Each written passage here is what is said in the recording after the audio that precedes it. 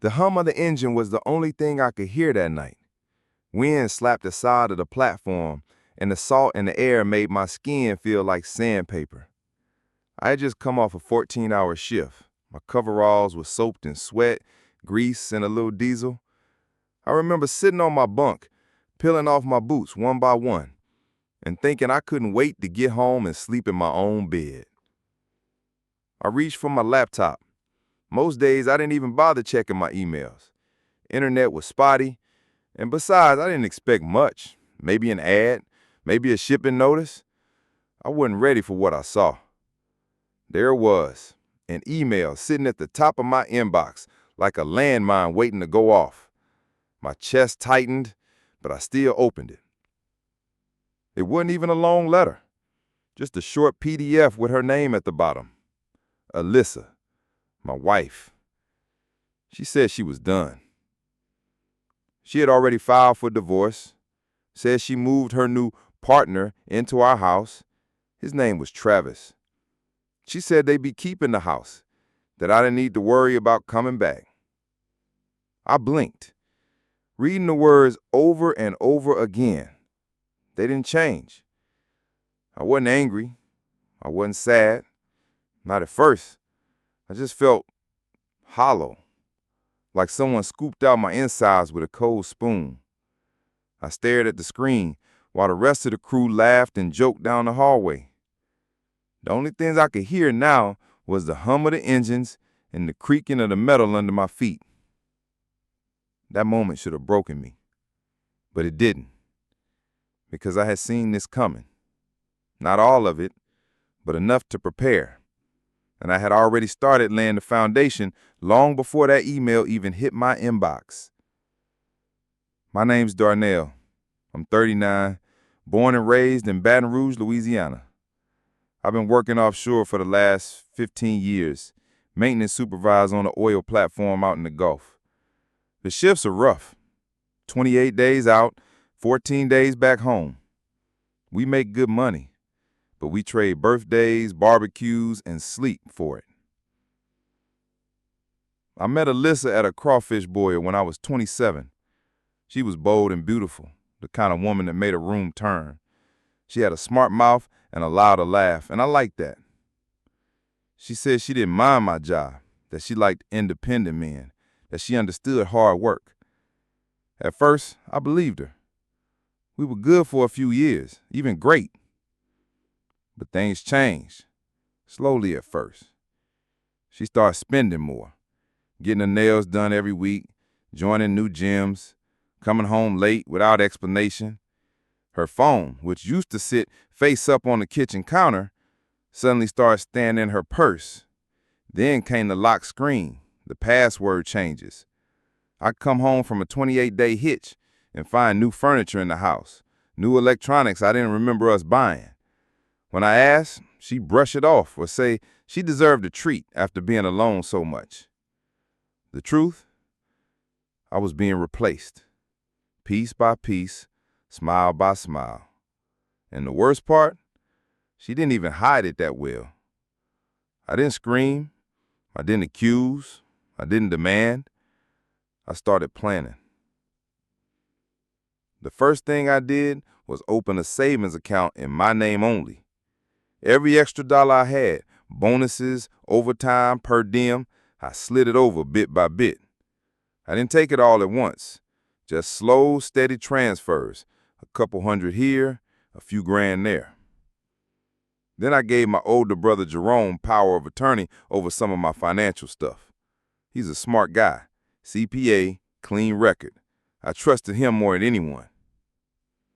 Next, I started moving my valuables, my grandpa's tools, my offshore certifications, even a couple of firearms, to a small storage unit I rented under Jerome's name.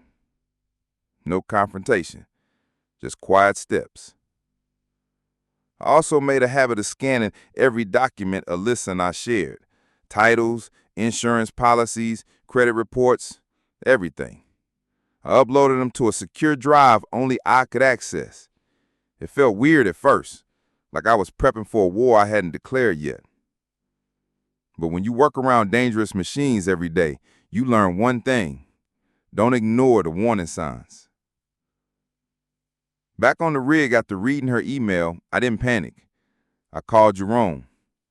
I remember my hands shaking as I dialed, but my voice came out steady. I said, "Hey, you sitting down?" He was quiet for a moment. "Yeah, what's going on?" She filed. "It's done. And she's moved some guy named Travis into the house." Jerome swore under his breath. "There's more," I added. "They're trying to sell the house. I think they forged my name on the sale documents." He didn't ask how I knew. Jerome was already ahead of me. "I'll look into it," he said. "Don't worry." I stayed up the rest of that night, thinking, remembering, plotting. It wasn't easy. You don't just walk off an oil rig like it's a 9 to 5. But I told my supervisor there was a family emergency. He didn't ask too many questions. Maybe he saw the look in my eyes, blank but burning underneath. He signed the paperwork when I got flown out on the next transport helicopter. I didn't go home, not yet. Jerome picked me up from the heliport just after sunset. We didn't talk much on the drive back to his place. He kept glancing at me like he was waiting for me to explode, to cry, to scream, to do something. But I didn't. I just stared out the window, watching the trees blur past. "She's really doing it," I finally said. "Yeah, and it's worse than you think." When we got to his house, he handed me a folder. Inside were screenshots of property records, emails between Elessa and some shady realtor, and a contract with my name on it. But the signature wasn't mine. It was a sloppy copy, like someone traced it with their eyes closed. I folded it. Yep. Travis is listed as co-owner, too. I pulled his records. You're going to want to sit down for this. I dropped into the chair across from him. My hands were steady, but my stomach turned. Jerome pulled up Travis's background on his laptop. It was worse than I imagined. Multiple LLCs under different names, 3 bankruptcies in 5 years, 2 civil lawsuits for fraud that never went to trial, probably settled out quietly. Fake real estate ventures, dummy companies. One woman even tried to press charges, but the guy vanished before court. And now he was living in my house with my wife, trying to flip my property like I didn't exist. "I think he saw you as a soft target," Jerome said. "Offshore guy, gone a lot, big paycheck, distracted." He was half right, but not for long. We got a lawyer involved. Jerome had a friend, Rita, a bulldog in heels. She'd handled property fraud cases before and didn't flinch when I told her what happened. Good news is, she flipped through the forest documents. The notary isn't real. The filing date was rushed. And Travis, he left the digital trail wide enough to drive a truck through.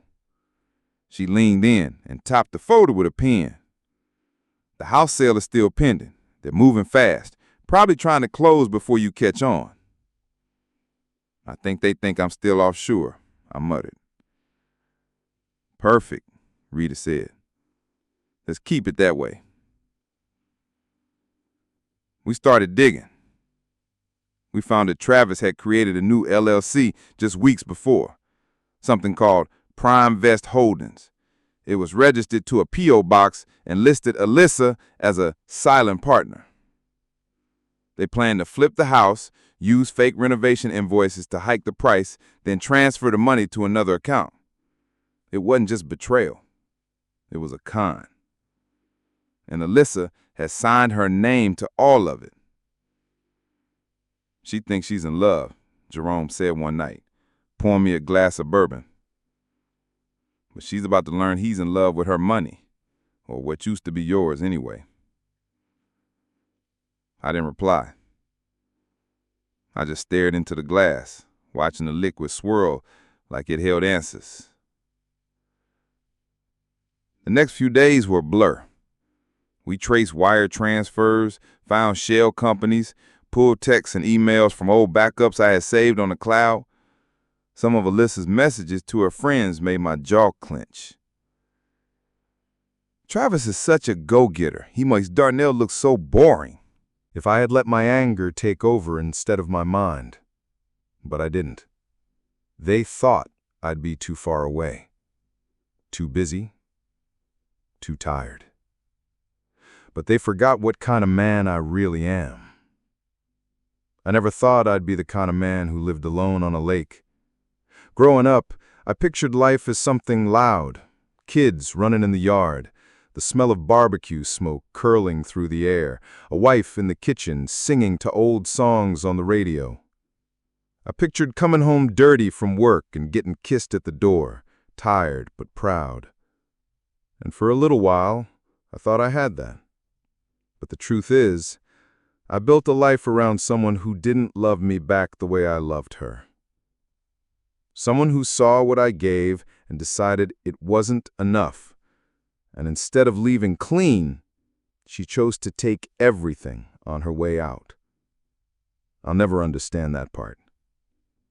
Not because I don't know people can change, but because I still can't figure out how someone can smile to your face, sleep in your bed, share your food, and lie to you all at the same time. But I stopped asking why a long time ago. Now, I just listen to the wind. Sometimes I go days without seeing another person. Just me, the lake, and the trees. I fish early in the mornings. The water's so still you can see the sky inside it. I clean what I catch and freeze what I don't eat.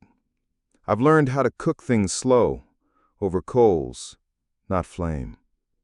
I've learned how to sleep without checking my phone. And little by little, I've learned how to live with silence. It's funny, I used to be scared of silence. Offshore, there was always noise, machines, footsteps, radio chatter. At home, Alyssa filled every room with movement. Even when we weren't talking, there was still music or TV or some background hum. But here, the silence doesn't hurt. It heals. The lawyer sent another message last week. Different tone this time.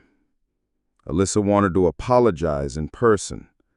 Said she wanted to understand everything. Said she wasn't thinking straight back then. That Travis manipulated her.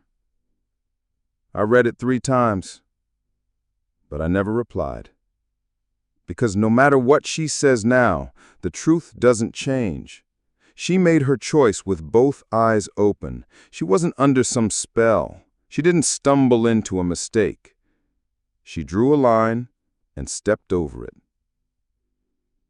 I don't think about Travis much anymore. I heard he took a plea deal. 7 years, maybe less with good behavior. Honestly, he was never the main villain in my story. He was just a parasite looking for someone to bleed. And Alyssa? She handed him the needle. Last I checked, she was still living in Baton Rouge, working part-time, renting a small apartment in a part of town she used to say was beneath her. She's paying restitution now, slowly, because the court ordered it. Her credit is shot. Her name's flagged. I don't laugh when I think about it, but I don't cry either. I just let it be what it is, a lesson. People from the rig still text me sometimes. D, when you coming back? You gonna take that pipeline gig in Alaska? Man, it's not the same without you out here. I tell them I'm taking a break, that I'll see what comes next. And maybe I will go back for a while.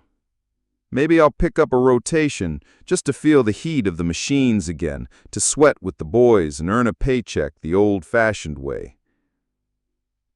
But right now, I'm rebuilding. Not just my life, but myself. I keep a notebook beside my bed. I don't write much in it, just thoughts, reminders, little pieces of who I used to be and who I'm becoming. One page says, "Trust your gut. You were right." Another one says, "Peace doesn't come after the storm. It comes when you stop chasing storms." Sometimes I think about writing a letter to Alyssa. Not to send, just to say everything I never said, all the things I swallowed, all the chances I gave her that she used to step on my back. But then I look out at the water, and I remember that silence speaks louder than any words I could write. You know, some people think revenge is about destruction, about making someone hurt like you hurt. But I've come to learn that real revenge, the kind that sticks, isn't about fire. It's about distance. It's about becoming so untouchable, so far removed from the mess they made that they can't even see your shadow anymore. It's about building a life they'll never be part of, and doing it without ever raising your voice. One day I might fall in love again. Maybe. Or maybe I won't. I got time either way. Right now, I've got the lake. I've got quiet mornings and honest work. I've got clean air and long afternoons and a dog named Copper who follows me around like I'm the only thing that matters in his world. And I've got peace. It's been a year now. The seasons came and went. Summer storms, orange leaves, a few inches of snow that shut down the whole town for a week. I stayed warm inside, watching the fireplace glow and thinking about how far I've come. I still don't keep many photos around. No framed memories, no wedding pictures, nothing from the life I left behind. The past feels like a different person's story now. Someone I once knew, but outgrew. Every now and then, someone asks if I ever want revenge. I tell them I already got it. Not in court, not with the cops, not with the money or the house or the arrests. I got it the moment I stopped caring. The moment I started waking up without a pit in my chest. The moment peace became louder than pain.